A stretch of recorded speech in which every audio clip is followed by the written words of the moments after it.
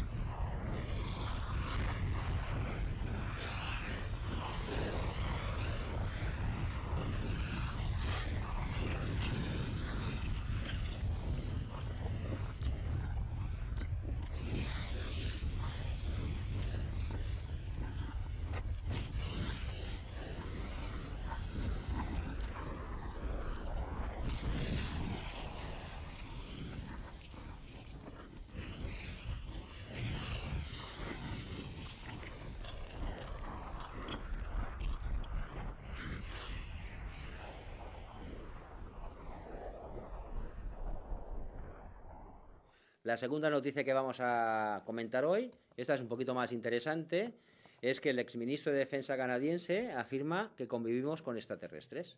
Esto es una gran noticia, porque un exministro canadiense diga esta noticia, pues nos confirma un poquito lo que ya creíamos un poquito algunos de nosotros. Así que ha hecho una declaración el jefe de la defensa canadiense, de 89 años, realizada en la conferencia sobre la existencia de vida extraterrestre, el actualmente Paul Hellyer, que desempeña de consejero privado de la reina para Canadá. Según el exministro, no solo existen los extraterrestres, sino que conviven entre nosotros. 4 grupos de origen totalmente distinto que están entre nosotros sin que nos percibamos de ello. Ahora vamos a entrar un vídeo que habla del tema. Great. Perfect. Well, thank you very much, Steve and Cheryl, for that much too generous introduction. If my late mother were here, being my mother, she would believe every word of it. If my late father were here, being a realist, he would probably wonder who you were talking about.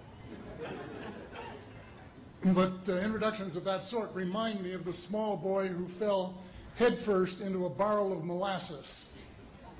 And when they pulled him out, he licked some of the molasses from his face and said, "Lord, make my tongue adequate to this occasion." Well, actually, this is not my night for humor, and I'm not a match for either Stephen or George. So I'm not even going to try to be funny. Except my first line, and that's after this wonderful banquet, I think that I have exceeded the feed limit. Bad humor, you better believe it.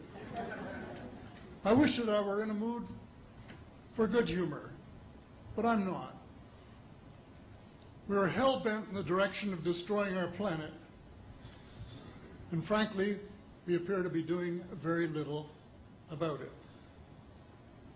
Decades ago, visitors from other planets warned us about where we were headed and offered to help. But instead, we, or at least some of us, interpreted their visits as a threat and decided to shoot first and ask questions after. The inevitable result was that some of our planes were lost, but how many were due to retaliation and how many were as a result of our own stupidity is a moot point. Wilbert Smith, one of the first Canadians to take an active interest in the subject of UFOs, asked the visitors about the accidental destruction of our aircraft by flying into the vicinity of a flying saucer. The response, and this is Wilbur's words, "We were informed that although a few of our aircraft had come to an unfortunate end by what they considered the colossal stupidity of our pilots, they were now taking corrective measures to avoid our aircraft. I asked them," and this is still Smith, I asked them what happened, and they said, "Well, the fields around the saucers in order to hold them up, in order to produce the gravity differential, the time field differentials which were necessary to operate the ship. These sometimes produced field combinations which reduced the strength of materials to the point where they were no longer strong enough to carry the loads that the materials were expected to carry." Now, as we know, aircraft, particularly the military type, are built with a rather small factor of safety. And in these regions of reduced binding, the materials are no longer strong enough to carry the load, and the craft simply comes apart. When I read that, I was reminded of the late, great soprano Lily Pons, who used to smash crystal goblets with her high C. She would direct the sound at them, and something in the sound waves would change the structure of the glass, and it would fly apart.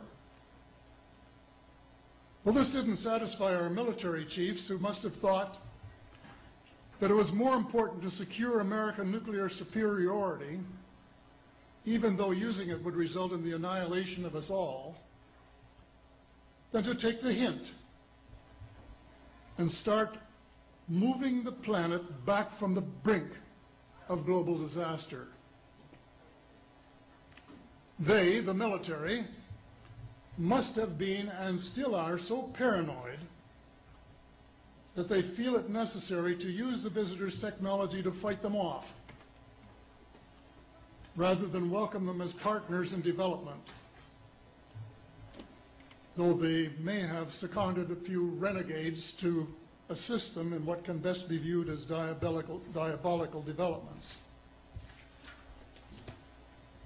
Stephen has said that talking about UFOs is passé, and that we should be talking or limiting our talk to exopolitics. Well, Stephen, I agree with you in theory, but in reality we have a problem when official U.S. policy insists that UFOs don't exist.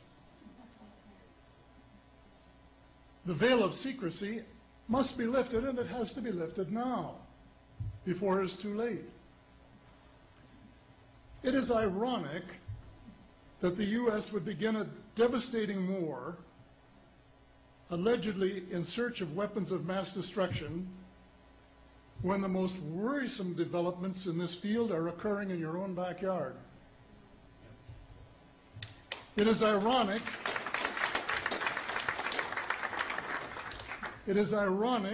that the U.S. should be fighting monstrously expensive wars in Iraq and Afghanistan, allegedly to bring democracy to those two countries, when it itself can no longer legitimately claim to be called a democracy, when trillions, and I mean thousands of billions of dollars, have been spent on projects about which both the Congress and the Commander-in-Chief have been kept deliberately in the dark.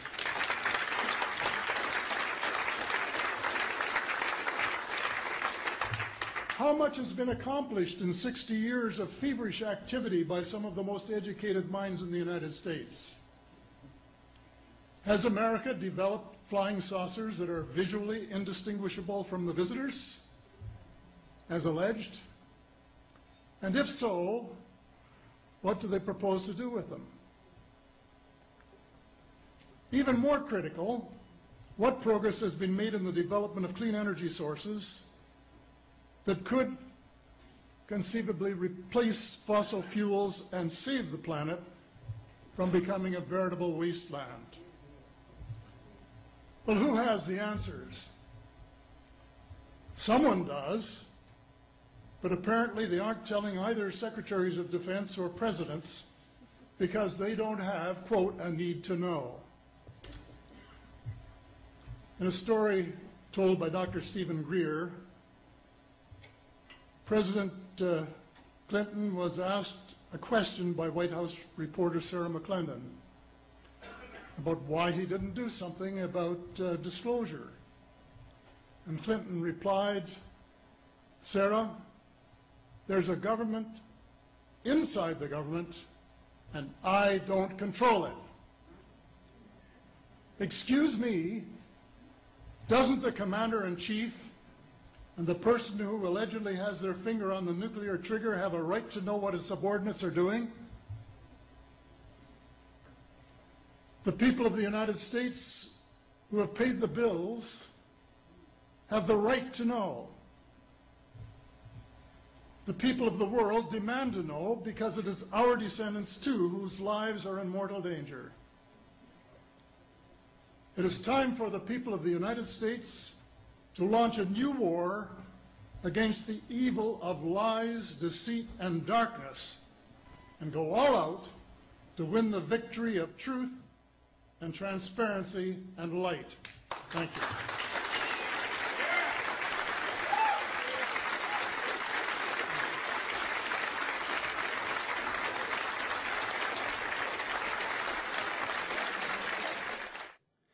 Bueno, por último, la tercera noticia, y creo que es muy importante, que la ciencia oficial ya admite que todo está conectado. Gracias a Nassim Haramein, que ha salido en un programa de televisión de la CBS, donde la ciencia y el espíritu por fin se unen y demuestran que todo está unido. Entonces, a partir de aquí, pues la teoría del cambio unificado, el cambio de paradigma, pues ya es un hecho. Y a partir de aquí pondremos un vídeo para que lo veáis. Vídeo, por favor.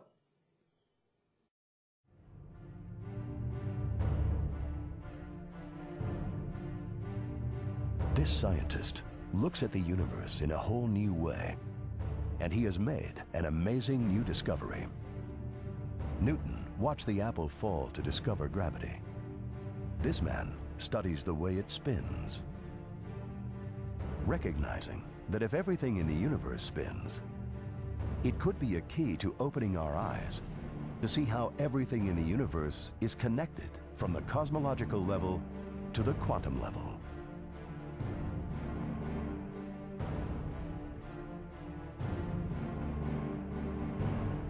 He is continually immersing himself in the forces of spin, of both particles and waves, and uses this experience to build on Einstein's belief that geometry holds the key to creating a unified equation of the universe. And after decades of study and research, at last, a breakthrough equation that uses the smallest thing in the universe to be able to accurately measure the very largest, and shows how the forces of the universe affect our world. We feel the connection of life very deeply and wonder, how does this connection work? The spinning plank is the smallest of all things. Gravity and spin together unlock the secrets in the fluctuations of energy at the quantum level that show how the universe creates mass.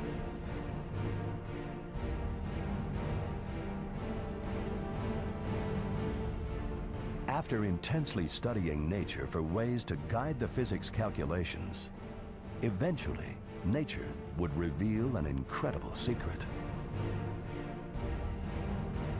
By going to great depths to understand the holographic and fractal nature of the universe and the relationships that exist between all things, Nassim Haramein was able to make a very bold prediction about the most fundamental particle of the universe, the proton. Humanity has just taken an important step forward in discovering new ideas that can bring together the quantum and the cosmological in a unified theory of everything. The connected universe, bridging the Great Divide. No existing model accurately predicts the charge radius of the proton. Until now.